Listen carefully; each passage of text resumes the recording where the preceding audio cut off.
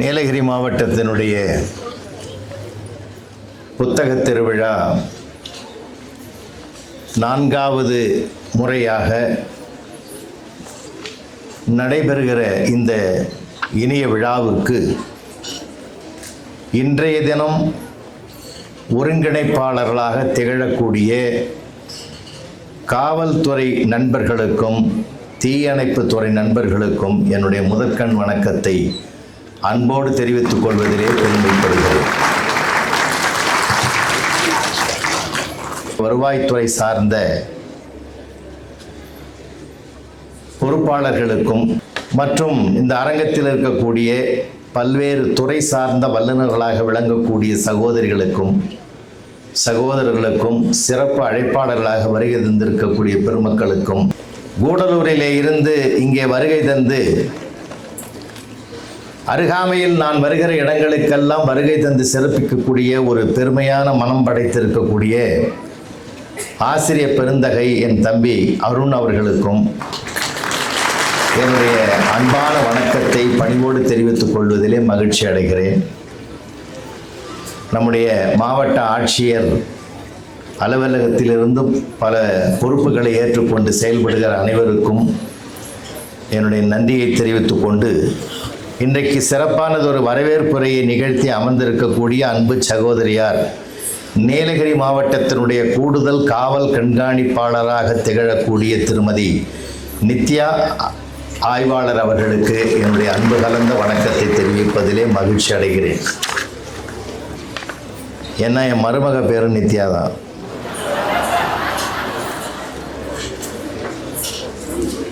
அருமை காவல் நன்றியுரை நல்க இருக்கக்கூடிய காவல் துணை கண்காணிப்பாளர் வணக்கத்திற்கும் பாராட்டுதலுக்குரிய பி நவீன்குமார் அவர்களுக்கும் என்னுடைய நெஞ்சம் நிறைந்த நன்றியை தெரிவித்து, பிள்ளைகள் ரொம்ப அருமையான பிள்ளைகள். இவ்வளவு அமைதியாக கிளாஸில் இருந்தான்னா நாங்கள் எப்படி பாடம் நடத்துவோம்? ரொம்ப அமைதியாக இருக்கான். இதே மாதிரி இருப்பீங்களா? இருப்பேன்னு சொல்லுங்கள். இருக்கிறீங்களா? ரைட். நீங்கள் அமைதியாக இருந்தீங்கன்னா கரெக்டாக 1 மணி நேரம் பேசி முடிச்சிடுவேன். பேசுனீங்கன்னா 1.5 மணி நேரம் 2 மணி நேரம் கூட பேசுவேன். எது சௌகரியம்னு பார்த்துங்க. குழந்தைகள் வைரங்கள், அவர்களை திட்டாதீர்கள், தீட்டுங்கள் என்றுதான் என்னுடைய செய்தியை பிள்ளைகளுக்கு பல இடங்களிலே சொல்லி வருகிறேன். அதுவும் இந்த காலத்தில் இருக்கிற பிள்ளைகள்லாம் ரொம்ப ரொம்ப அருமையான பிள்ளைங்க. ஏன்னா நாங்கள் படிக்கிற காலத்தில் மூத்த பெருமக்கள் இருக்கீங்க, பல வல்லுநர்கள் இருக்கீங்க. நாங்கள்லாம் படிக்கிற காலத்தில் எந்த விதமான தொல்லைகள் இல்லை அவ்வளவா. எங்கள் அம்மா அப்பா கிட்ட பேசுகிறத தவிர மற்றவங்களிடத்துல பேசுறது கூட அதிகமாக இல்லை.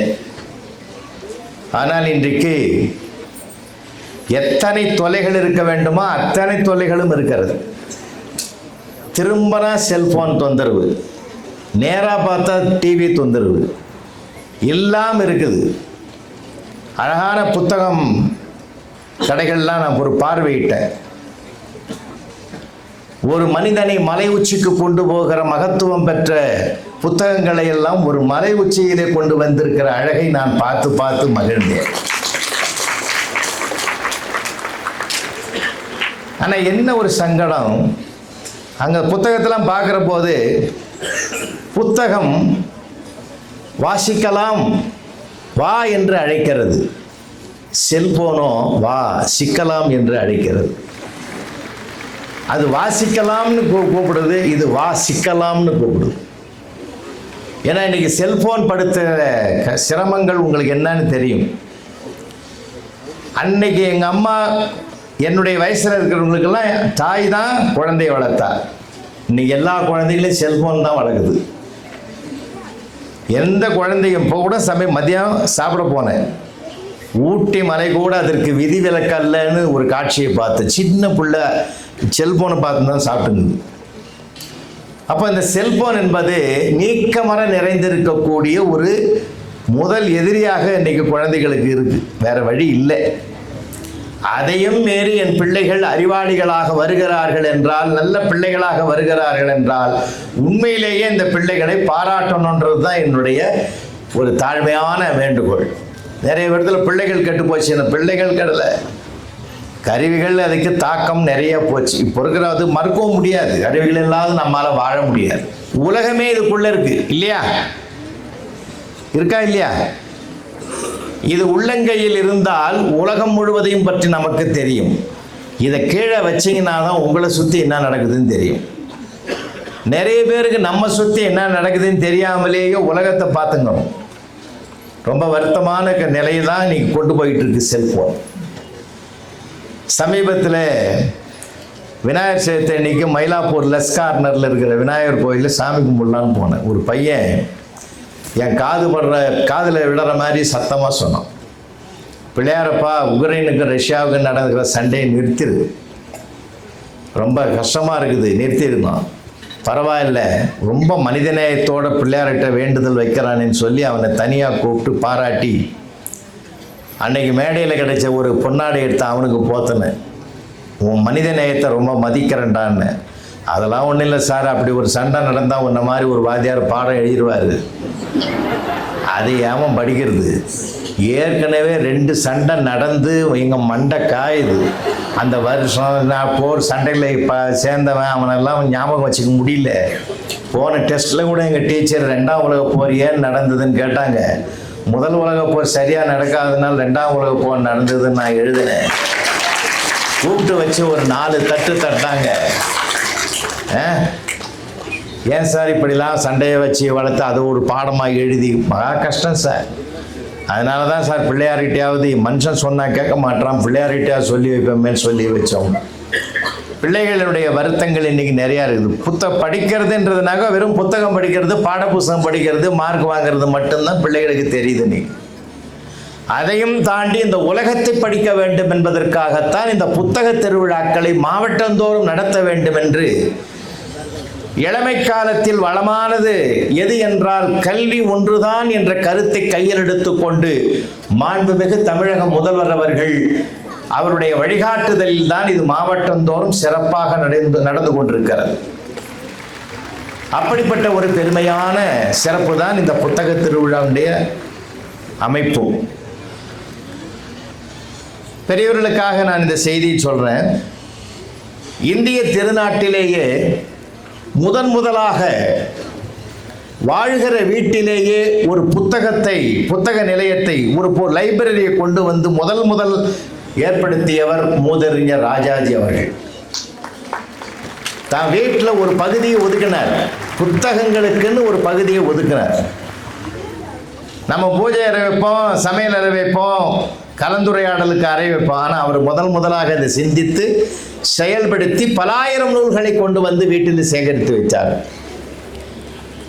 உலகத்திலேயே முதலாக ஒரு ஒப்பற்ற மாமனிதர் புத்தகங்களுக்கு என்றே தனி வீட்டை கட்டினார்.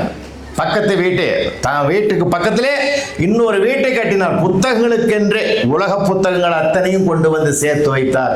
அவர்தான் அண்ணல் அம்பேத்கர் என்கிற மிகப்பெரிய சட்டாதிபதி.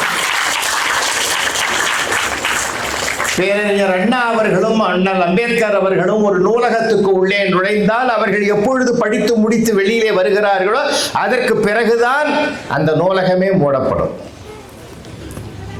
அப்படின்னா ஒரு புத்தகம் என்பது ஒரு மனிதனை செதுக்குவது. அதனால பிள்ளைகளுக்கெல்லாம் உங்களெல்லாம் கூப்பிட்டு இந்த கண்காட்சி காட்டி பல புத்தகங்களை வாங்கிறதுக்கு நோக்கம் என்னன்னா, வாசிக்கிற பழக்கம் வரணும். நீங்க எந்த அளவுக்கு புத்தகத்தை நேசித்து படிக்க ஆரம்பிக்கிறீங்களோ இந்த செல்போனை பார்க்கவே மாட்டீங்க. ஏன்னா உங்களை அழைத்து கொண்டு போகிற மிகப்பெரிய ஒரு சொர்க்க உலகத்தை அந்த புத்தகம் காட்டும். ஒரு எழுத்தாளனோடு நீங்கள் பேசுகிற பெருமிதத்தை பெறுவீர்கள். அதனால நிறைய பேர் புத்தகங்களை வாங்குங்க, படிங்க, அதில் இருக்கிற செய்தியை எடுத்து அம்மா கிட்டையும் அப்பா கிட்டையும் பேசுங்க. ஏன்னா இன்னைக்கு இருக்கிறது உங்களுக்காக ஒரு செய்தி 2-3 செய்தி சொல்லிட்டு அப்புறம் பொதுவாக வரேன். இன்றைய குழந்தைகள் என்பவர்கள் நாளைய நட்சத்திரங்கள். நீங்க மார்க் குறைஞ்சாலும் பரவாயில்லை, உங்களுக்காக சொல்றேன், மார்க் குறைஞ்சாலும் பரவாயில்லை, உங்களுடைய மதிப்பு குறையாமல் வாழ வேண்டும் என்பதுதான் என்னுடைய அன்பான வேண்டுகோள்.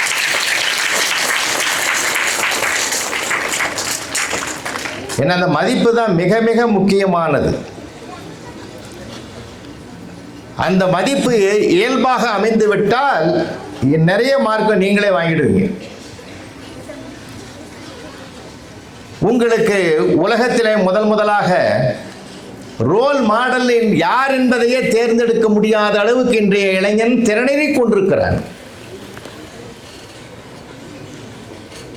வருத்தப்படுகிற அளவுக்கு அவனுடைய வாழ்க்கை இளமையிலே அமைந்து விடுமோ என்ற ஆதங்கம் எங்களை போன்றவர்களுக்கு அதிகமாக இருக்கக்கூடிய சூழ்நிலை இப்பொழுது இருக்கிறது. உங்களுக்கு ரோல் மாடல் யார்? முதல் யார்? நம்பர் 1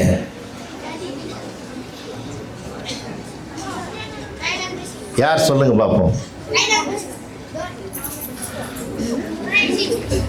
முதல் ரோல் மாடல் நம்மை பெற்ற அம்மா தான் முதல் ரோல் மாடல். அடுத்தது அப்பா, அடுத்ததுதான் ஆசிரியர், அடுத்தது தெய்வீக குணம் படைத்த சான்றோர்கள். அதனால்தான் மாதா பிதா குரு தெய்வம்னு சொன்னாங்க. ஏன்னா மாதா உண்மையில ஒரு பிள்ளை எப்படி பார்க்கணும், அதுவும் நீங்க பெண் பிள்ளைகள் நிறைய இருக்கீங்க, ஆண் பிள்ளைகளும் இருக்கீங்க. இன்றைய ஜெனரேஷன்ல எங்க பார்த்தாலும் பெண் பிள்ளைகள் தான் அபார திறமையில இருக்குது. பாருங்க, இன்னைக்கு கூடுதல் காவல் கண்காணிப்பாளர் யாரு? ஒரு அம்மா தான், ஒரு பெண்மணி. பல அதிகாரிகளை பார்க்கிற எல்லாமே பெண்மணிகளாக இருக்கிறார்கள். இந்த நூற்றாண்டே ஒரு பெண்மையின் வெற்றி ஆண்டாக வளர்ந்து கொண்டிருக்கிறது. மிகப்பெரிய சிறப்பு. அது பெண்ணுக்கு உரிய ஒரு இயல்பான பொறுமை, நிதானம், சகிப்புத்தன்மையினுடைய ஆளுமை பண்புகளால் வரக்கூடிய ஒரு சிறப்பு. உதாரணமா பாருங்களேன், ஒரு மரப்பாச்சி பொம்மை வாங்கியாந்து ஒரு பெண் குழந்தைகிட்ட கொடுத்து பாருங்க. டெய்லர் வெட்டி போட்ட துணியை எடுத்து அதுக்கு ஒரு மாறாப்பு போட்டு அதுக்கு ஒரு பேர் வச்சு குடும்பத்தில் மெம்பராக்கி பத்திரமா வச்சிருந்து பல வருடங்கள் அதனோடு விளையாடும். நம்ம பையனுக்கு ஒரு கார் வாங்கி கொடுங்க, அரை மணி நேரத்தில் அக்கு வேற ஆணி வேற பிரிச்சு. ஏன்டா இப்படி பிரிச்சேன்னா 1 மணி நேரத்தில் சேர்த்துருவான்.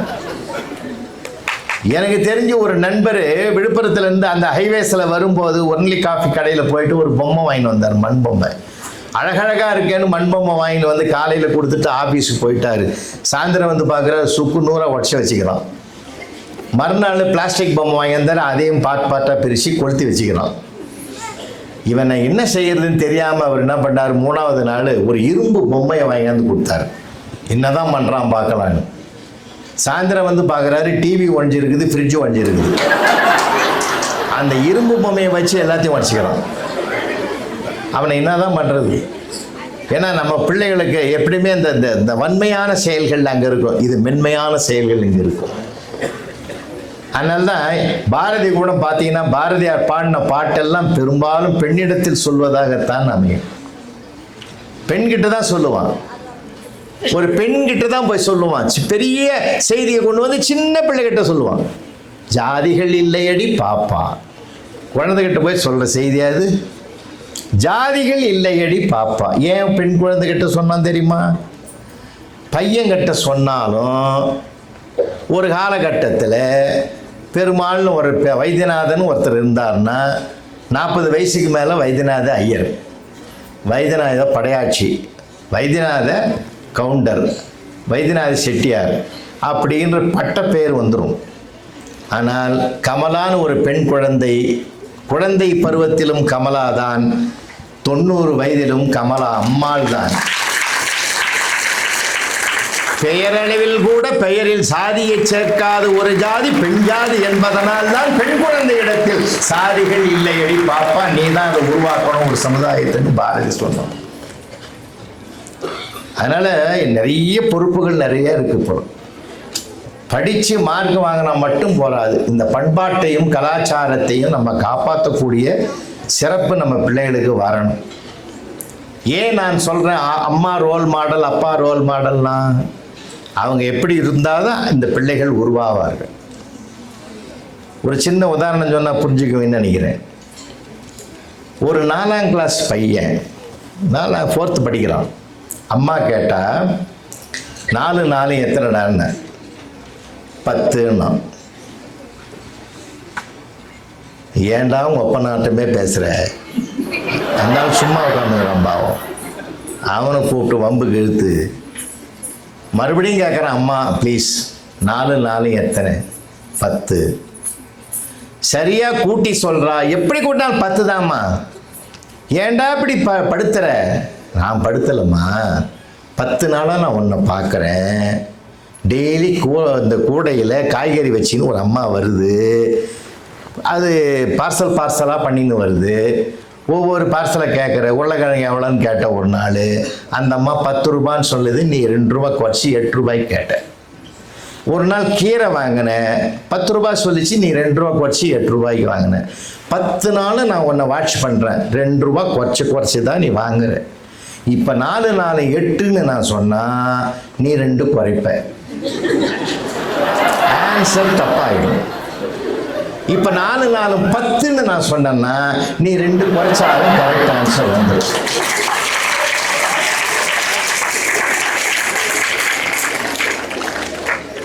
இப்போ புரியுதா? யார் பிள்ளைகள் ஃபாலோ பண்ணுறாங்க? அம்மாவை தான் ஃபாலோ பண்ணுறாங்க.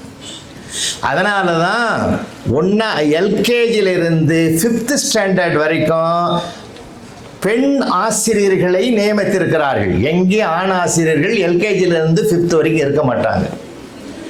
நான் ஜனாதிபதி மேதக அப்துல் கலாம் இடத்துல அவார்டு வாங்கினது சொன்னாங்க, ரைட்டு தான். ஆனால் உலகத்திலேயே எல்லோருக்கும் அவார்டு கொடுக்கணும்னா எல்கேஜியிலிருந்து 5th வரைக்கும் பணியாற்றுகிற ஆசிரியர்கள் அத்தனை பேருக்கும் கொடுக்கணும். ஏன்னா குழந்தையோட குழந்தையாக மாறி குழந்தைக்குள்ளே உட்கார்றது லேசான விஷயம் இல்லை, லேசான விஷயம் இல்லை. அதனால்தான் குழந்தை பருவத்திலேயே நல்ல செய்திகளை நீங்க உள்வாங்கணும். ஒரு விவசாயி கூட ஒவ்வொரு பயிருக்கும் நிலத்தை பண்படுத்துறான். அந்த நிலத்தை பண்படுத்தி அந்த பயிர் உருவாவதற்குரிய சிறப்பை உருவாக்குறான். அது மாதிரி நம்முடைய மனம் என்பது ஒரு நிலம் மாதிரி. ஒரு நெல்ல விதை போட்டால் விதை போட்டால் நிலத்துல முளைக்குது. நல்ல சொல்ல போட்டோம்னா மனசுல அது விளையணும். நிலம் பண்பட்டால் நெல் விளையும், மனம் பண்பட்டால் நல்ல சொல் விளையும். இன்னைக்கு இதெல்லாம் பிள்ளைகளுக்கு ரொம்ப தேவைப்படுதுன்றதுக்காக சொல்றேன். சில நல்ல பழக்க வழக்கங்களை நம்ம கையில் எடுக்கணும். அதே மாதிரி 2வது அப்பா ரோல் மாடல் நான் உங்களுக்கு சொன்னேன், சாதாரணமான சொல்லலை. ஈன்று பிறந்தறுதல் இந்தடை கடனே, சான்றோன் ஆக்குதல் தந்தைக்கு கடனே, நன்னடை நல்கல் வேந்தற்கு கடனே, வேல்வடித்து கொடுத்தல் கொல்லற்கு கடனே, ஒளிர்வாள் அருஞ்சமம் முறிக்கு களிரெறிந்து பெயர்தல் காளைக்கு கடனேன்னு 2000 ஆண்டுகளுக்கு முன்பே புறநானூறு பேசுகிறது. அப்ப அப்பாவுக்கு என்ன பெரிய கடமை இருக்கு? உண்மையிலே இந்த சமுதாயத்தில் பல சிக்கல்கள், பல பிரச்சனைகள் குறைய வேண்டும் என்றால் வளரும் பருவத்திலேயே வளமான சிந்தனைகளை வளர்த்து விட்டால் காவல்துறைக்கு கூட தன்னுடைய கணிசமான வேலை குறையும் என்பதிலே நான் நம்பிக்கை உடையவன். எங்கெங்க பிரச்சனைகள், அந்த வளமான சிந்தனைகளை எல்லாம் உங்கள் உள்ளத்தில் உருவாக்கி கொள்வதற்கு தான் இந்த மாதிரி புத்தகங்களை திருவிழாக்களாக கொண்டாடுறது. கோவில் திருவிழாக்கள் ஒரு பக்கம் நடந்தா அங்கே விற்கிறதே வேற பொருள். புத்தக திருவிழாக்கள் மட்டும்தான் அறிவு திருக்கோயிலுக்கு வேண்டிய பொருள்கள் அனைத்தும் இங்கே உருவாக்கப்பட்டு விற்பனைக்கு இருக்கிறது. அப்பான்றது லேசான விஷயம் இல்லை. ஏன்னா அம்மா இடுப்பில் தூக்கி வளர்ப்பா இல்லையா? எந்த அப்பாவது உன்னை இடுப்பில் வச்சு தூக்கியிருக்கானா? உட்காரவே முடியாது. அம்மா இடுப்பிலே சுமப்பாள். ஏன் தெரியுமா? உறவுகளை எல்லாம் சொல்லி கொடுப்பா. அம்மா உறவுகளோடு நின்றுடுவா. அப்பா என்ன பண்ணுவார் தெரியுமா? சர்ன்னு தூக்கி அந்த தோள் மேல வச்சு, நான் பார்க்காத உலகத்தை நீயாவது பாரடான்னு உங்க தோன்ற உலகம்.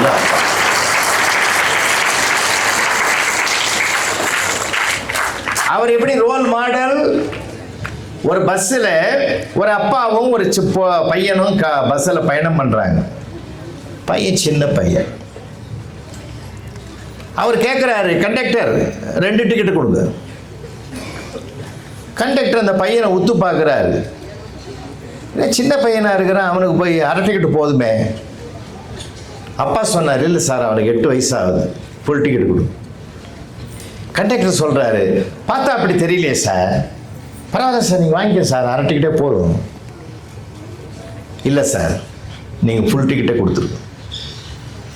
அப்போது பயணம் முடிஞ்சு இறங்கும்போது கண்டக்டர் கேட்குறாரு, என்ன சார் 4 ரூபாயை வேஸ்ட் பண்ணிட்டீங்களே, நான் தான் பரவாயில்லன்னு சொன்னேன், நீங்கள் அப்போ கூட கேட்க மாட்டேங்க. அப்போ அவங்க அப்பா சொன்னார், சார் எனக்கும் என் பையனுக்கு 8 வயசுன்னு தெரியும், என் பையனுக்கும் அவனுக்கு 8 வயசுன்னு தெரியும். நான் 8 வயசு இல்லை அப்படின்னு சொல்லி ஒரு வார்த்தையை சொல்லி ஒரு 4 ரூபாய்க்காக ஒரு பொய் சொன்னா, அப்பா பொய் சொல்லுறார் நாம சொல்லலாம்ன்ற எண்ணம் அவனுக்கு வந்துடும் சார். அதனால நான் அவனை கெடுக்க விரும்புகிறேன்.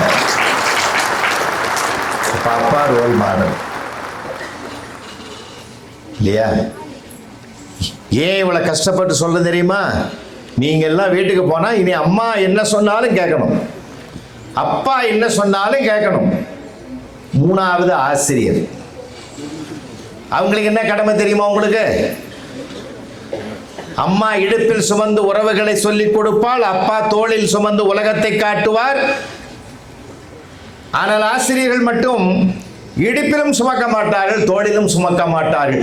உன் காலில் நின்று இந்த உலகத்தை பார் என்று சொல்லிக் கொடுக்கிற தன்னம்பிக்கை தருபவர்கள் அவர். 1330 குறட்பாக்கள் இருக்குது, உங்களுக்கு தெரியும் இல்லையா? அதுல ஒரு குறளை நான் சொல்றேன், முடிஞ்சா தொடருங்க. கற்க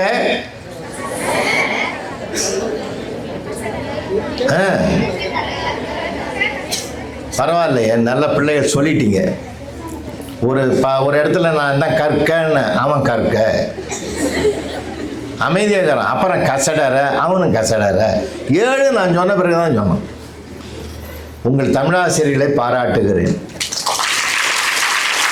என்ன முறையை ஃபாலோ பண்ணி சொல்றீங்க இல்லை? பயப்படாம வாங்க, என் கூட ஜாலியா பேசுங்க. கற்க கசடர கற்பவை கற்றபின் நிற்க அதற்கு தக. 7 சொல் இருக்கு இல்லையா?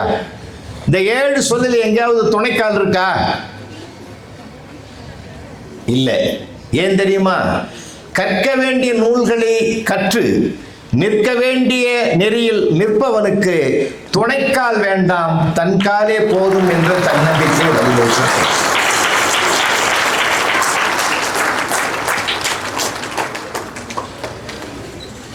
புத்தகங்கள் என்பது ஒரு மனிதனை நல்ல சிற்பமாக்கு. ஒரு நல்ல நண்பருக்கு, ஒரு நண்பனோடு பழகுகிற ஒரு சிறப்பு புத்தகத்தை வாசிக்கிறதுல கிடைக்கிற சுகம்.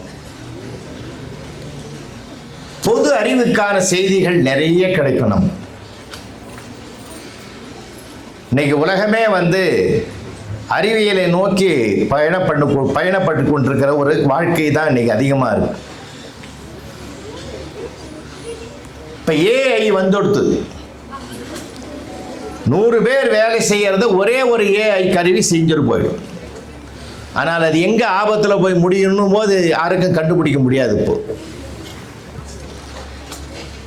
அமெரிக்காவில் சமீபத்தில் ஒரு கொடுமை நடந்தது. அந்த ஏஐயினுடைய அதோடு பழகுகிற ஒரு இளைஞன், 16 வயதில் உடைய அந்த இளைஞன் அதனோடவே பழகுவான், அதனோட தான் இருப்பான், பிரியவே மாட்டான். அந்த கருவி இடத்துல போய் கேட்டான், சூசைட் பண்ணிக்கிறது எப்படின்னு கேட்டான். அது எத்தனையோ வழிகளை சொல்லி கடைசியில் ஒரு கண்டிஷன் போட்டது, இந்த ஆலோசனை, இதை பற்றி யாரிடத்துல நீ ஆலோசனை கேட்காது, நான் சொல்வதை கேள். கடைசியில் அவனுடைய வாழ்க்கையை முடிஞ்சு போச்சு. ஒரு மனிதன் ஒன்றை எவ்வளோ அளவுக்கு கண்டுபிடிக்கணுமோ அந்த அளவுக்கு தான் கண்டுபிடிக்கணும். எல்லை மீறுகிற போது அந்த எல்லையே நமக்கு தொல்லையாகாமை. அது இருக்கட்டும். அதனால நீங்க அம்மா சொல்றதை கேளுங்க, அப்பா சொல்றதை கேளுங்க. ஆசிரியர், உலகத்திலேயே ஆசிரியரை மாதிரி ஒரு தியாகம் உள்ளம் படைத்தவர்கள் இருப்ப வாய்ப்பே கிடையாது. ஒரு வகுப்பறை செய்தி உங்களுக்கு நினைவுபடுத்துறேன். இது நடந்தது Pune board high school. Pune board high school ஒரு ஆசிரியர், வகுப்பாசிரியர் உள்ள நுழைகிறாரு. ஜன்னல் வழியா ஒரு வாழைப்பழத்தோல் வெளியில விழுது. ஓரக்கண்ணால பார்த்துட்டு உள்ள போன ஆசிரியர், யாரா போட்டதுன்னு. யாராவது நான் தான் போட்டேன்னு சொல்லுவான்? பின் ட்ராப் சைலண்ட். 40 பிள்ளைகள் அப்படியே அமைதியாக இருக்கும். இந்திய தேசிய ஒருமைப்பாட்டையே நீங்கள் அப்போ தான் பார்க்கலாம். போட்டவன் இன்னும் தெளிவாக உட்காந்துங்கிறான். ஆசிரியருக்கு கோவம் வந்துடுது. எல்லாம் பெஞ்ச் பேரில் இல்லை, மலை 39 பேர் ஏறி நின்றுட்டான், ஒரு ஆள் மட்டும் உட்காந்துக்கிறோம். உட்காந்துங்கிற பையனை பார்த்து ஏன் நிற்கல என்னார்? அந்த தவறை நான் செய்யவில்லை, செய்யாத தவறுக்கு நான் ஏன் தண்டனை அனுபவிக்க வேண்டும்? ஓ அப்படியா, எதுத்தா பேசுகிறாய்? ஐயா சத்தியத்தை பேசுகிறேன். பையன், ஓ பெரிய சத்தியவானோ, அப்படியானால் போட்டது யார் சொல்? காட்டி கொடுப்பதை ஒருபோதும் இந்திய இளைஞன் செய்ய மாட்டான். கெட் அவுட் பையன் தூக்கி வெளியே போட்டான். வாத்தியாருக்கு பயம் வந்துடுது. பின்னாடியே போனார். வாடா வாடா வாடா உட்காரு, எல்லாரும் உட்காருங்கன்ட்டார். ஆளார் சிடவுன்னு எல்லாம் உட்காந்தாச்சு. அந்த பிள்ளைதான் 7ஆம் வகுப்பு படித்த பிள்ளைதான், அந்த நேர்மையும் சத்தியத்தையும் கடைபிடித்த அந்த பிள்ளைதான் பிற்காலத்தில் இந்திய தேச விடுதலைக்கு தலைமை தாங்கிய லோகமானிய பாலகங்காதர திலகர் என்று வரலாறு பேசுகிறார். வகுப்பறைன்னா லேசான விஷயம் இல்லை கண்ணா, நல்லா கேட்டுக்கோ. உங்கள் ஸ்கூலுக்கெல்லாம் எந்த ஸ்கூல்லேருந்து வந்தீங்கன்னு தெரியாது, இருக்கட்டும். அங்கெல்லாம் நான் வந்து பேச வாய்ப்பு இல்லைன்னா கூட இங்கே உங்களை சந்திக்கிற வாய்ப்பு இருக்கு. ஒரு ஆணையோ பெண்ணையோ உலகுக்கு உருவாக்கி தருவது 2 இடம், ஒன்று கருவறை, இன்னொன்று வகுப்பறை. கருவறை என்பதுதான் வீடு, வகுப்பறை என்பதுதான் நாம படிக்க போற இடம். இந்த 2 இடத்தில் நீ சரியான பாதையை தேர்வு செய்து விட்டால் சமுதாயத்தை ஒன்றும் பண்ண முடியாது, ஒண்ணுமே பண்ண முடியாது. சமுதாயத்தில் யாரையும் அதுவும் ஒன்றும் பண்ண முடியாது. உங்களை திருத்த வேண்டிய அவசியமும் மற்றவர்களுக்கு வருவதற்கு வாய்ப்பு இல்லை. இந்த 2 இடத்துலையும் நீங்க சரியா இருக்கணும். நல்ல நண்பர்களோடு பழகணும். உலகத்தில் தலை சிறந்தது எதுன்னு கேட்டா, ஜாதியை கடந்தது, மதத்தை கடந்தது, இனத்தை கடந்தது, மொழியை கடந்தது நட்பு ஒன்றுதான் என்பதிலே நான் நம்பிக்கை உடையவன்.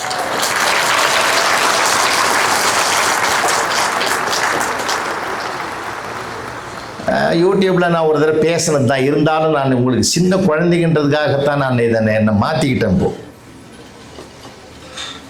இப்போ அவங்க உங்கள் வீட்டிலலாம் பால் காய்ச்சுறாங்கல்ல, பாத்திரத்தில் பார்த்துறீங்களா? இப்போ காலம் அதையும் சொல்ல வேண்டியதாகுது. அன்றைக்கி ஒரு மாமியார் ஹாலில் உட்காந்துங்குது, மருமக கிராஸ் பண்ணி கிச்சனுக்கு போகுது. மாமியார் கேட்டாங்க, அம்மாடி கிச்சனுக்கா போகிற? ஆமாம் அத்தை. அந்த பாலை சிம்மில் வை. சிம்மு 1 இல்லையா, சிம்மு 2 இல்லையான்னு கேட்டுது. என்ன உலகம் எங்கேயோ போகுது. அதனால் பிள்ளைகளுக்கு சொல்ல வேண்டியதாகுது. பாத்திரத்தில் பால் காய்ச்சுறாங்க இல்லையா, நம்ம சூடாயிட்டா என்ன ஆகும்? பொங்கும், அழகு. உடனே அம்மா என்ன பண்ணுவா? கொஞ்சம் லேசாக தண்ணியை கையில் அப்படி பிடிச்சி மேலே தெளிப்பா. அந்த பொங்குற பால் என்ன ஆகும்? அடங்கிடும். இது நம்ம பார்க்குற காட்சி இல்லையா? இப்போ நான் இப்படி பாருங்க, பாலுக்கும் தண்ணிக்கும் ஃப்ரெண்ட்ஷிப். பாலில் நம்ம ஊர் பால்காரரு அந்த ஃப்ரெண்ட்ஷிப்பை நல்லாவே சேர்த்து வைப்பார், வஞ்சமில்லாமல் சேர்த்து வைப்பார். அப்போ இந்த பால் காய காய என்ன ஆகும்? நெருப்பில் எது ஆவியாகும்? முதல்ல தண்ணி ஆவி ஆகிடும். இப்போ அந்த தண்ணி ஆய்வையான உடனே பாலுக்கு கோபம் வந்துட்டுது. என் நண்பனை பிரிச்சிட்டிய பாவி, இதோ உன்னை அழிச்சிடறேன் பாருன்னு நெருப்பை அணைப்பதற்குத்தான் அது கோபமா பொங்குது. அம்மா என்ன பண்றா? தண்ணி தெளிச்ச உடனே அதை அடங்கிச்சு. ஏன் தெரியுமா?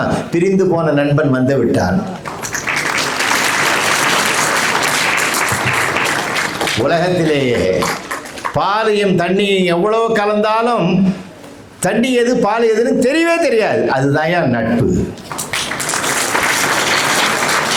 அதுதான் நட்பு. நல்ல ஃப்ரெண்டு யார் தெரியுமா? எல்லாம் நம்ம குரல் சொல்றார், திருவள்ளுவர் சொல்றார். நல்ல நண்பன் யார் தெரியுமா? உங்களுக்கு ஏற்ற மாதிரி சொல்றேன். ஒரே பிரச்சனையா இருக்குடா, கடவுள் பார்த்துக்க வருது. அப்படின்னு ஒரு ஃப்ரெண்டு சொல்கிறான். இன்னொரு ஃப்ரெண்டு, நான் இருக்கும்போது நீ ஏன்டா கவலைப்படுற? அப்போ யார் நல்ல ஃப்ரெண்டு? நான் இருக்கிறேன் கவலைப்படான்னு சொன்னான் பத்தியா, அவன் தான் நல்ல நண்பன். அப்போ ஒரு நல்ல நட்பு கிடைச்சிச்சுன்னு வச்சுங்களேன், வாழ்க்கையில முன்னேற்றத்துக்கு முட்டுக்கட்டை போடுவதற்கு யாராலும் முடியாது. நல்ல நட்பு தேர்வு பண்ணிங்க. அடுத்த ஸ்டேஜ், ஒரு மனிதனை தீர்மானிப்பது நல்ல வார்த்தைகள். ஏன் தெரியுமா? நம்ம வாழ்க்கையில் மனிதனா பிறக்கிறது பெரிய புண்ணியம். அதில் பிறப்பதற்கு, பிறந்து விட்ட பிறகு வாழ்ந்து காட்ட வேண்டும், அது ஒரு சரித்திரமாக மாற வேண்டும் என நினைப்பதுதான். அது வரலாறு மட்டுமல்ல, அது கிடைத்தற்கரிய வரம் என்று இந்த மனிதன் நினைக்கணும். அதுதான் இந்த பிஞ்சு மனசிலே அது பதிவு பண்ணும். நல்ல வார்த்தைகள். ஒரு மனிதனுடைய அடையாளமே நல்ல சொல்லு. இனிய உளவாக இன்னாத குரல் கனியிருப்ப காய் கவர்ந்தற்றார். காய விரும்புவானா மனுஷன், பழத்தை விரும்புவானா? அப்போ நல்ல சொல்லு பழம் மாதிரி, கெட்ட சொல்லு காய் மாதிரி. எங்க மதுரைக்கு பக்கத்துல 2003 என்னுடைய தம்பி முறையா ஒருத்தர் இறந்துட்டார். விமான நிலையத்தில் போயிட்டு இறங்கி நான் மாட்டுத்தாவணியில் போய் ஒரு மலர் மாலையை வாங்கிக்கிட்டு போய் அந்த அவருக்கு போட்டுட்டு அப்படியே நான் வருத்தமாக நிற்கிறேன். அவருக்கு ஒரே ஒரு பையன் பிஎஸ்சி செகண்ட் இயர் படிக்கிறான். அவங்க அப்பா மேலே விழுந்து விழுந்து அது கதறி கதறி அழுதவன் நான் வந்து நிற்கிறத பார்த்துட்டு அப்படியே எழுந்தான். எங்கள் தம்பி பையன்தான். அவன் சொன்னான் பாரு, எழுந்து என்னை கட்டி பிடிச்சிங்க, பெரியப்பா நீ எல்லாம் இருக்கும்போது அப்பா போயிட்டாருன்னா. நீங்கள் சிரிக்கிறீங்க, நான் 15 நாள் மெடிக்கல் லீவ் போட்டு வேலைக்கே போகிறேன். ஆச்சரியமான வார்த்தைகள் வாயிலிருந்து வர வேண்டும், தவிர அதிர்ச்சி தருகிற வார்த்தைகள் வரக்கூடாது. முடியாது என்ற வார்த்தை வாழ்க்கையில் வரவே கூடாது. முடியும். பாசிட்டிவ் எண்ணங்கள். நெகட்டிவ் நமக்கு வேண்டவே வேண்டாம். பரலோக ராஜ்யம் பக்கத்தில் இருக்கிறதுன்னு பைபிள் பேசுகிறது இல்லையா?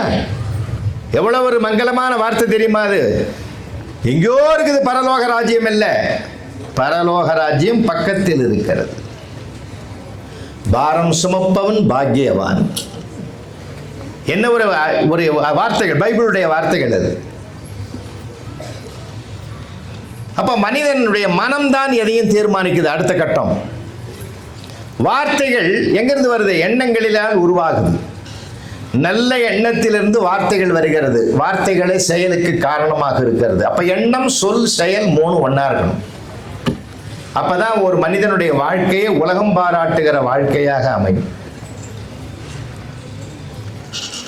இதெல்லாம் இன்னைக்கு நமக்கு வந்து கருவிகளோடு அதிகமாக பழகிற காரணத்தினால்தான் நான் இது சொல்ல வேண்டிய அவசியம் இருக்கு. ஒரு காலத்துல பாத்தீங்கன்னா குழந்தைய கொஞ்சாத தாயே கிடையாது. இப்பெல்லாம் மாறி போச்சு. ஒரு பால் சோற்றை பிசைஞ்சு கிண்ணத்தில் வச்சு, வெள்ளிக்கிண்ணத்தில் வச்சு ஒவ்வொரு வாயா அம்மா ஊட்டும் போது இது அம்மாவுக்கு ஒரு வாய், அப்பாவுக்கு ஒரு வாய், தாத்தாவுக்கு ஒரு வாய், பாட்டிக்கு ஒரு வாய், எதிர்விட்டனுக்கு பக்கத்து வீட்டு அக்காவுக்குன்னு பகிர்ந்து கொடுக்கிற பண்பாட்டையும் சேர்த்து ஊட்டி வளர்த்த நிலை மாறி இப்பெல்லாம் ஒரு கிண்ணத்தில் சோத்தை போட்டு பாலை ஊற்றி அது கையில் கொடுத்து செல்லை ஆன் பண்ணி கொடுத்துருவாங்க. அதுவே அள்ளி அள்ளி போடுது. அதுக்கு பால் சோறுன்னு தெரியல, மோட் சோறுன்னு தெரியல. இப்போ நாம தான் கொஞ்சம் நீங்கள் தயாராகணும். விஷயத்துக்கு நான் விளக்க நிறைய சொல்லணும் இந்த பிள்ளைகளுக்கு. நிற்க காலம் அப்படி இருந்தால் ஒரு நடந்து காட்டியவர்களுக்கு பின்னால் இவன் போவானே தவிர ஒரு நடித்து கொண்டிருப்பவனுக்கு பின்னால் இந்த சமுதாயம் போகாது என்ற நம்பிக்கையினால் தான் இதை நான் பேசுகிறேன்.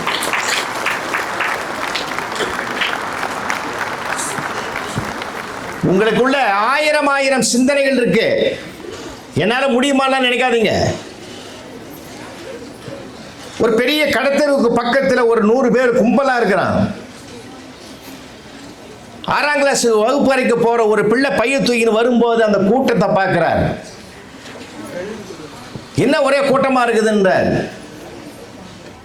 அந்த கூட்டத்துக்கு மத்தியில் ஒரு கரடி இருக்குது. கரடியினுடைய ஒவ்வொரு முடியை எடுத்து காசுக்கு வித்துக்கிட்டு இருக்கான். அவன் என்ன சொல்லி விற்கிறான் தெரியுமா? இந்த முடியை கொண்டு போய் வீட்டில் வச்சுக்க, நான் பணமாக கொட்டும்னு சொல்கிறான். அதை பணம் கொடுத்து வாங்குறான். எல்லாம் வாங்கி போன 50 பேர் அந்த பக்கம் போனான் பாருங்க. அவனை அந்த 50 பேரை அப்படியே நிற்க வச்சார் அந்த பிள்ளை.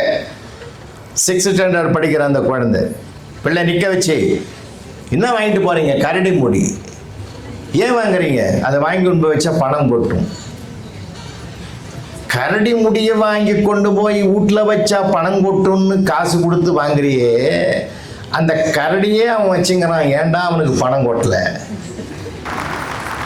எப்படா யோசிக்க போறீங்கன்னார். யாரு? 6ஆம் கிளாஸ் படிக்கிற குழந்தை. அவர் தாயா பின்னாடி சட்டத்தை இயற்றிய சட்ட நிபுணர் அண்ணல் அம்பேத்கர் என்பது வரலாறு. நமக்குள்ள 1000 சிந்தனைகள் இருக்கு. அந்த சிந்தனைகளை சிறகடிக்க வைக்க வேண்டும் என்றால் நிறைய வாசிக்கணும். அந்த பழக்கம்.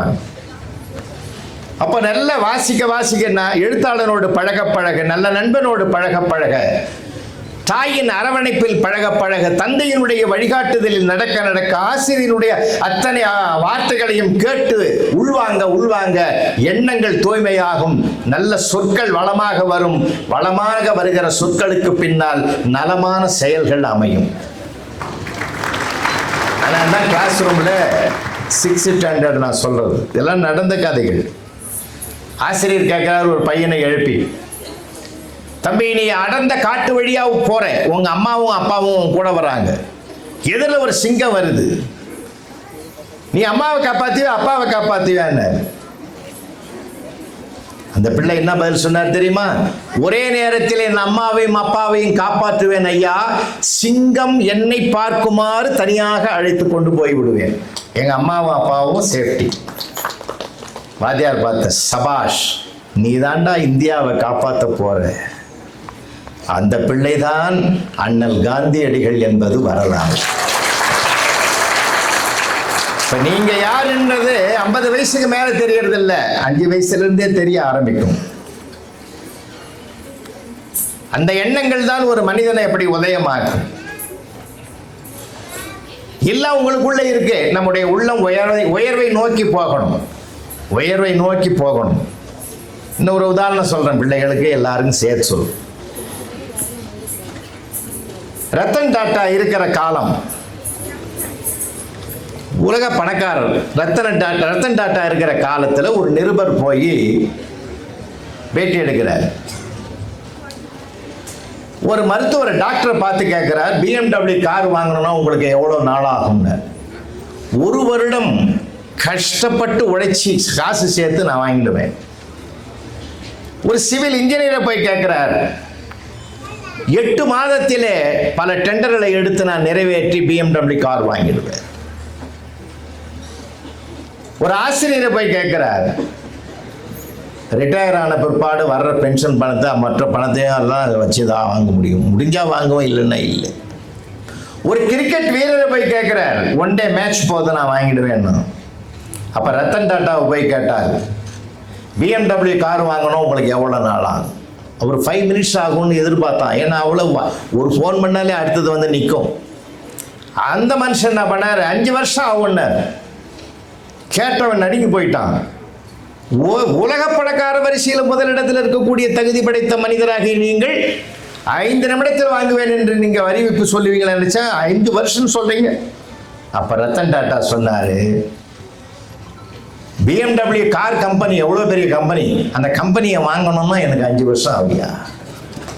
அவனு காரை யோசிச்சா, அவர் கம்பெனியே யோசிச்சார். பார்த்தீங்களா, இதுதான் உள்ளத்தின் உயர்வு.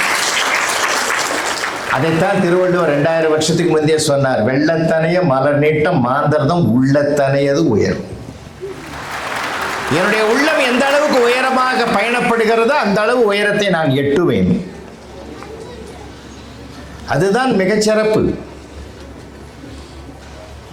அதனால என் அன்பு குழந்தைகளே, உங்களுக்காக நான் சொல்ல வேண்டியது,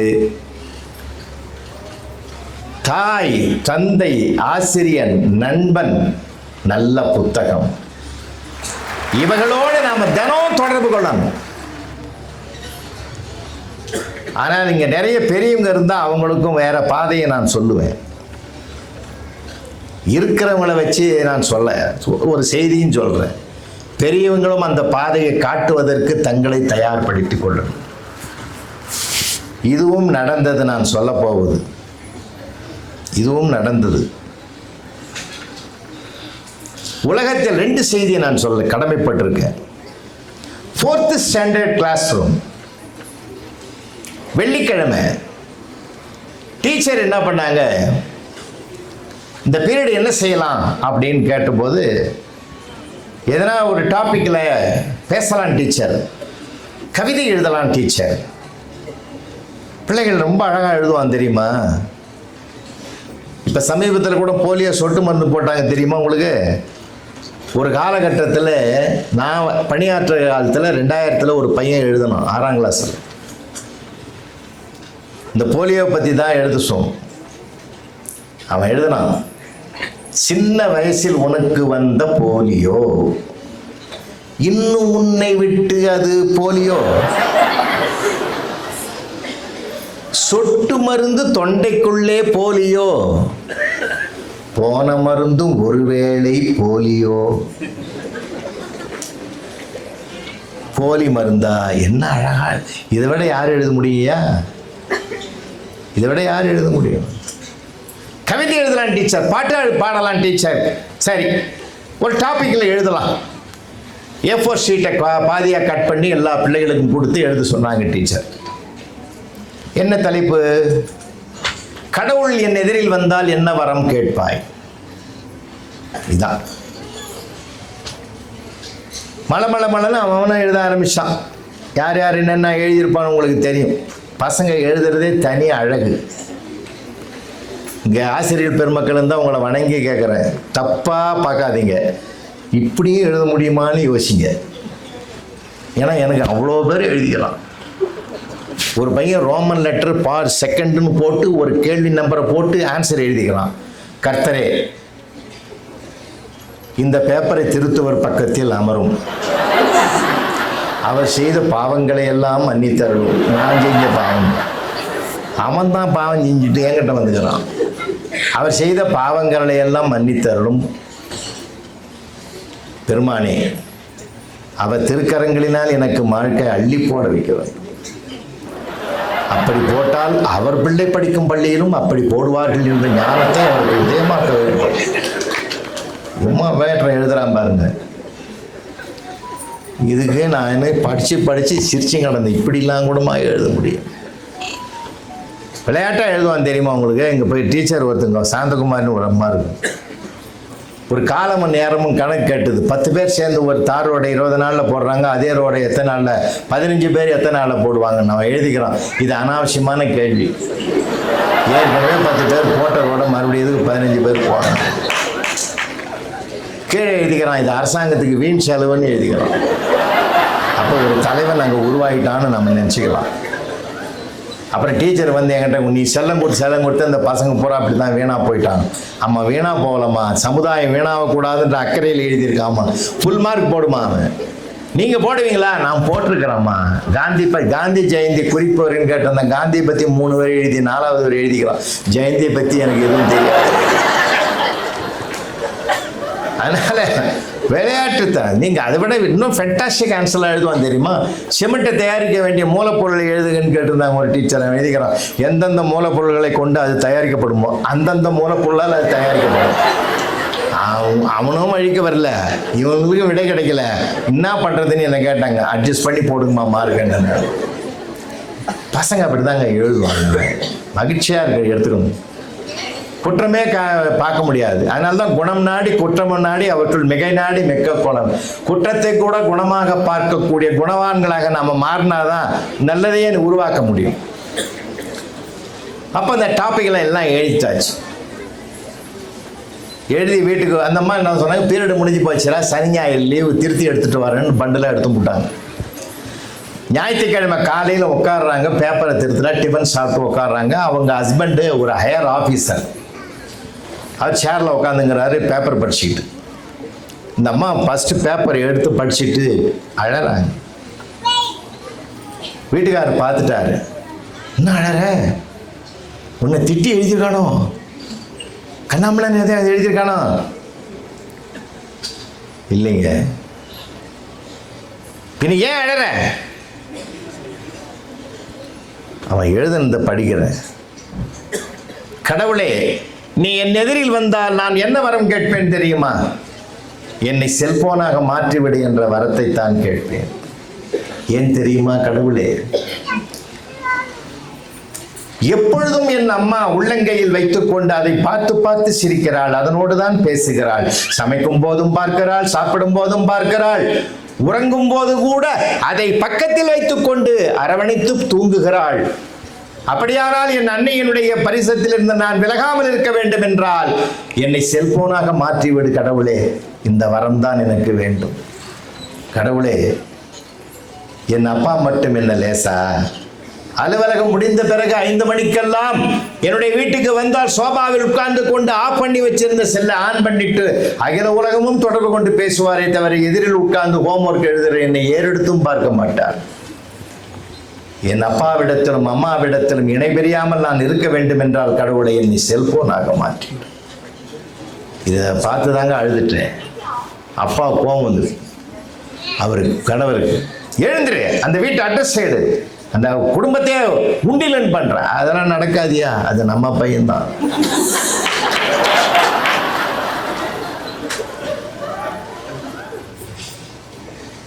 சொல்லுதல் யாருக்கும் எளியவாம் அறியவாம் சொல்லிய வண்ணம் செயல். அதைத்தான் நான் திரும்ப திரும்ப யாராக இருந்தால் என்ன, சொல்லுவது மட்டும் என்னுடைய கடமை அல்ல, நடத்தி காட்டுவதும் நடந்து காட்டுவதும் என்னுடைய கடமை. திசை மாறி போகிற உலகம். ஒரு காலகட்டத்தில் திரைப்படம் எல்லாம் இன்னைக்கு போச்சு. வருத்தத்தோட சொல்றேன். பார்ப்பது, படிப்பது, கேட்பது, கேட்பதை விட படிப்பதை விட கேட்பதை கேள்வி செல்வம்னா, படிப்பதை படிப்பு செல்வம்னா, பார்க்கிறது தான் உடனுக்குடன் இம்மீடியட்டா பதியும். காட்சி வழியாக உடனுக்குடன் மனிதனுக்கு பதியும் அது. ஒரு காலத்திலலாம் எம்ஜிஆர் படத்தை, புரட்சி தலைவர் எம்ஜிஆர் படத்தை பார்த்துட்டு வெளியில் வர்றவன்லாம் என்ன பேசிட்டு வருவான்? இனிமேல் அம்மாவை நான் கண்டிப்பாக வணங்க உண்டா, எங்கள் அம்மாவை கடைசி காலம் வரைக்கும் காப்பாற்றுவேன்னு தாய் பாசத்தோடு வெளியில் வருவான். நடிகர் திலகம் சிவாஜி கணேசனுடைய திரைப்படத்தை பார்த்துட்டு வந்தா, இனிமேல் என் அண்ணன் தம்பி கிட்ட தகராறே பண்ண மாட்டேன், ஒற்றுமையாக இருப்போம்டா, குடும்பம் ஒற்றுமையாக இருப்போம்னா அதோட வருவான். இப்போ அப்படி இல்லையே. எவனை வெட்டலான்னு தானே கத்தியை தூக்குற மாதிரி படம் வருது. கலைவாணர் NS கிருஷ்ணன் இல்லையா, அவங்க எல்லாருக்கும் தெரியும். கலைவாணர் NS கிருஷ்ணன் அவருடைய மனைவி மதுரம் 2 பேரும் உட்காந்துங்கிறாங்க வீட்டு வாசல்ல. ஒரு அம்மா கர்ப்பிணி, அந்த அம்மா வந்து யாசகம் கேட்குது, ஐயா ஏதாவது உதவி செய்யுங்க. கலைவாணர் 100 ரூபாய் எடுத்து கொடுத்தாருங்க. அந்த காலத்தில் 100 ரூபான்றது இப்போ 1 லட்சம் ரூபாய்க்கு சமம். 100 ரூபாய் எடுத்து கொடுத்தாரு. அந்த அம்மா வாங்கின அப்படி போச்சு. போன உடனே மதனம் சொன்னாங்க, நீ ஏமாந்துட்ட, அந்த பொம்பளை நிச்சு உண்மையான கர்ப்பிணி கிடையாது, துணியை வயிற்றுல கட்டிக்கிட்டு கர்ப்பிணி மாதிரி உங்ககிட்ட நடிச்சு பணத்தை வாங்கிட்டான். உடனே கலைவாணர் சொன்னாரு, கூப்பிடு அவளை, மறுபடியும் கூப்பிடுன்னு சொல்லி கூப்பிட்டு இன்னொரு 100 ரூபாய் கொடுத்தாரு. போயிடுச்சு அந்த அம்மா. மதனை திட்டுறாங்க, ஏன் ஏற்கனவே 100 ரூபாய் ஏமாந்துட்ட, உன்னை ஏமாத்திட்டான்னு சொன்ன, மறுபடியும் கூப்பிட்டு 100 ரூபாய் கொடுக்குறேன். இங்க பாரு, நாம 2 பேரும் நடிச்சு தான் பணம் வாங்குறோம். நம்ம நடிச்சு நடிகர்கிட்டயே ஒரு அம்மா நடிச்சு பணம் வாங்குதுன்னா நம்மளை விட தலை சிறந்த நடிகை அவதான். அதனாலதான் பாராட்டி 2வது கொடுத்தாங்க. இந்த பண்பு, இந்த குணம் எப்படிங்க வரும்? அந்த மாதிரி இருந்தா பரவாயில்லை. அடுத்தவங்கிட்ட இருந்து வழிப்பறி கொள்ளையை படிக்கிறது தானே இன்னைக்கு சொல்லி கொடுக்குறான்.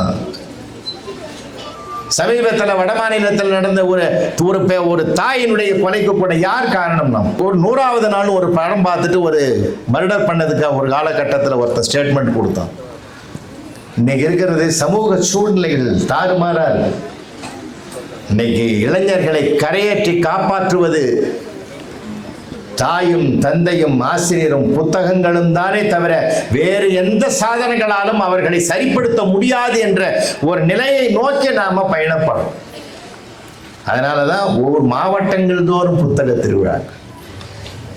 கல்லூரி வாசலிலே கால் வைப்பது கூட நமக்கு கனவாகி விடுமோ என்று நினைத்து கதறிய பெண்களுக்கெல்லாம் மாதம் 1000 ரூபாய் கொடுத்து படிப்பதற்கு உதவி செய்கிற மாண்புமிகு முதல்வர் அவர்கள் நம்முடைய தமிழ்நாட்டிற்கு கிடைத்திருக்கிறார் என்றால் அவரால் புத்தகம் திருவிழாக்களும் ஒரு பக்கம், புத்தகத்தை வாசிக்கிற வகுப்பறையும் மறுபக்கம் என்றார். என் அன்பு குழந்தைகளே, நீங்கள் சிறகடித்தில் வானில் பறப்பதற்குரிய ஒரு நல்ல வாய்ப்பு காலம் இந்த காலம். சரியாக பயன்படுத்துங்க. அதுதான் மிக மிக முக்கியமானது. வழி நடத்துகிறவர்கள் உங்களுக்கு வெளியிலே யாரும் இப்பொழுது இல்லை. திரைப்படத்தை அவங்க பணத்துக்காக நடிக்கிறாங்கன்னா நாம அவர்கள் பிழைப்புக்கு நடிக்கிறார்கள், நாம பொழுதுபோக்குக்கு பார்க்கிறோம், அவ்வளவுதான். அதை மறந்துடும். அதுவே உண்மை என்று நாம நினைக்க கூடாது. 35 கிலோ எடையுடைய ஒரு கதாநாயகன் 35 பேரை அடிச்சு போட்டுட்டு அவன் தனியா நிக்கிறான்னா இது உலகத்துல நடக்கிற கதையாது. கற்பனை, முழுமையான கற்பனை. கற்பனையை பார்த்து மகிழ்வோம், நிஜத்தை பின்பற்றுவோம், நிஜங்களுக்கு பின்னால் வழி நடப்போம். இன்றைய இளைஞர்களுக்கு அதனால்தான் மேதகு அப்துல் கலாம் உங்களை பார்த்து தான் சொன்னார். உங்களை பார்த்து தான் நிறைய சொன்னார். என் தேசத்து இளைஞர்கள் அவர் என்ன சொன்னார்? நான் என் அப்பாவிடத்தில் உழைப்பை கற்றேன், என்னுடைய அப்பாவிடத்தில் அறிவை பெற்றேன், அம்மாவிடத்தில் அன்பை கற்றேன், ராமேஸ்வரம் கடல் அலைகளிடத்தில் இடைவிடாத உழைப்பை கற்றுக்கொண்டேன்னு சொன்னார். அதில் நீங்க வரணும், நல்ல கவனமா செயல்படுங்க. ஏன்னா வாழ்க்கையில எவ்வளவு நேரம் படித்தோம் என்பது முக்கியமில்லை, என்ன படித்து புரிந்திருக்கிறோம் என்பதுதான் மிக மிக முக்கியம். மார்க் என்பது முக்கியம் அல்ல, மதிப்பு தான் மிக மிக முக்கியம். ரொம்ப நிறைய நீங்கள் சிந்திக்கணும். அடுத்தவர்கள் என்ன செய்கிறார்கள் என்று பார்ப்பதை நிறுத்தி விடுங்கள், அடுத்தது என்ன செய்யலாம் என்று யோசியுங்கள். எதிர்மறை சிந்தனைகளை தவிர்த்து விடுங்கள், நேர்மறை எண்ணங்களை வளர்த்துக் கொள்ளுங்கள். விளையாட்டு சொல்லல, வேடிக்கை சொல்லல, உங்ககிட்ட இருந்து உங்களை அறியாமலே சில உயரிய சிந்தனைகள் வரும். போன மாதம் ஒரு மெடிக்கல் ஷாப்புக்கு நான் போயிருக்கிறேன்.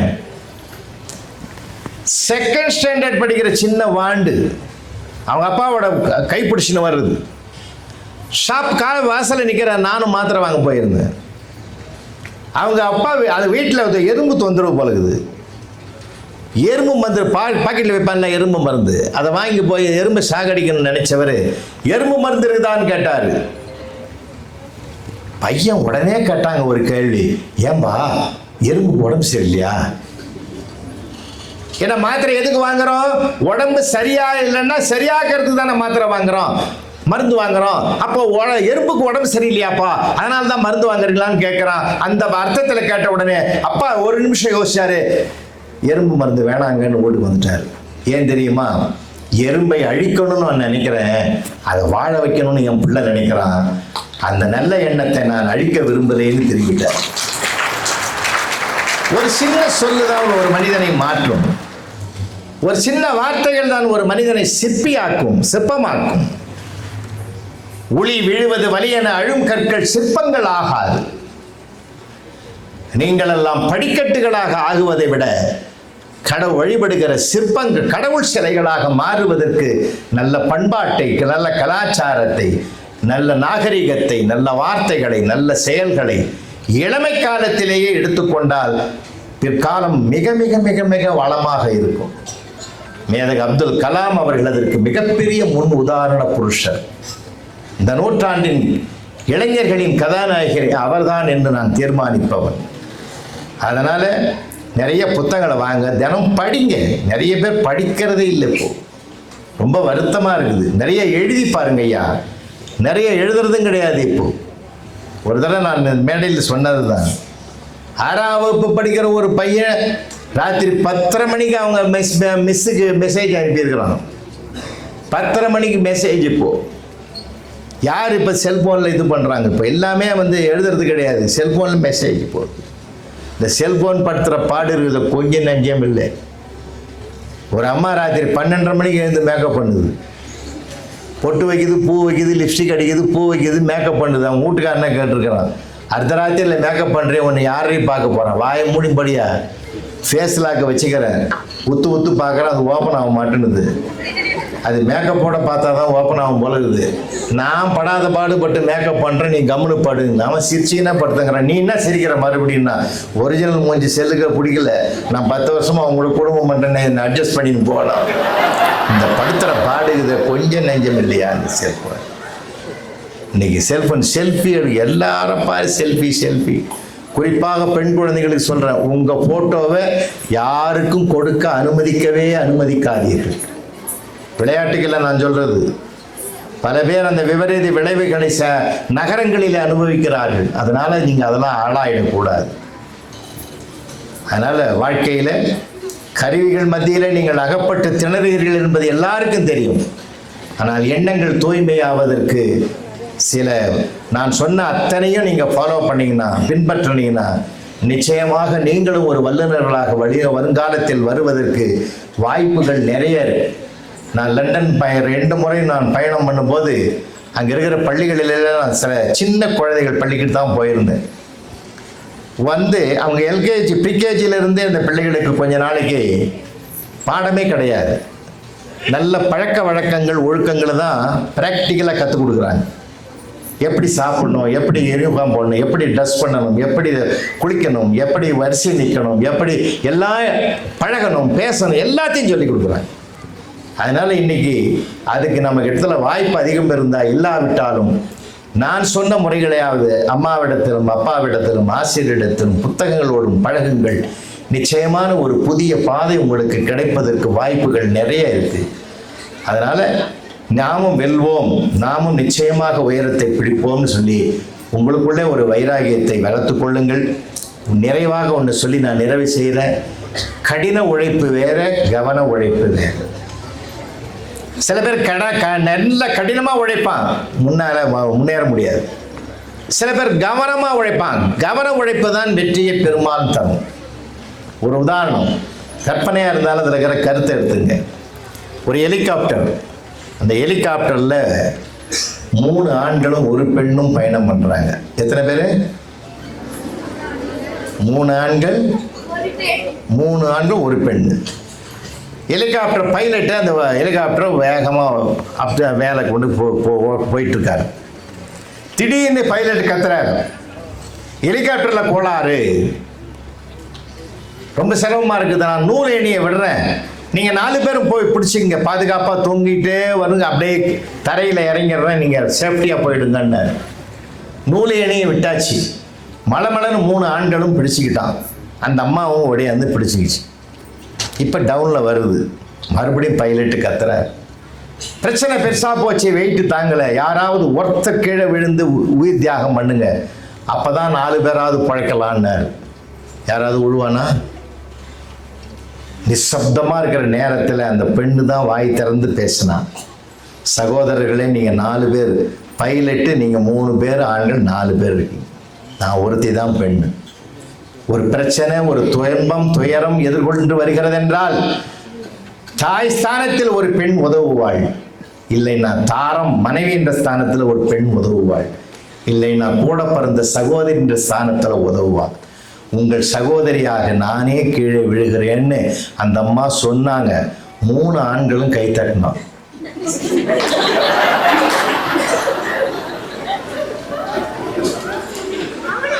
முடிஞ்சு போச்சா? நாங்கள் என்ன சொற்பொழிவா நடக்குது? கவனம் செதஞ்சு போச்சா? பைலட் எட்டி பார்த்தான், புண்ணியவதி நீ வாழ்க, நான் 2 பேரும் சேஃப்டியாக போயிடலாம். வாழ்க்கையில் ஜெயிக்கணும்னா கடினமாக உழைச்சா மட்டும் பத்தாது, கவனமாக உழைங்க, உங்கள் வெற்றி கனி கையில் வந்து சேரும் என்று சொல்லி அனைவரும் வெற்றி அடைய என்னுடைய அன்பான வாழ்த்துக்களோடு நிறைவு செய்கிறேன். நன்றி, வணக்கம்.